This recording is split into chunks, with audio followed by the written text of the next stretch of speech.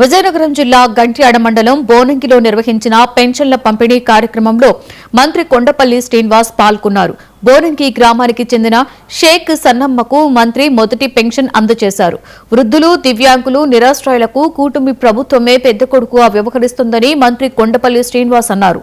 ప్రతి నెల పెన్షన్లు యథాతథంగా పంపిణీ చేస్తున్నట్లు చెప్పారు.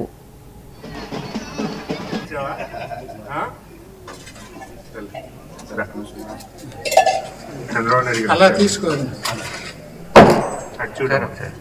చూడు పెద్దాన్ని పంపిస్తాను నీకోసం. ఇల్లు ఏం కట్టుకోలేదు నువ్వు?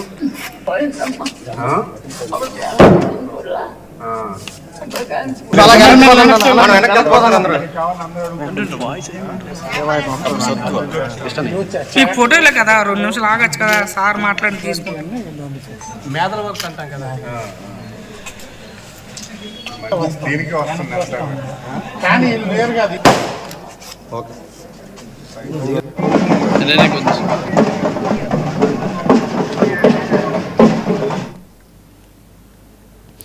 అన్నమయ్య జిల్లా మదనపల్లెను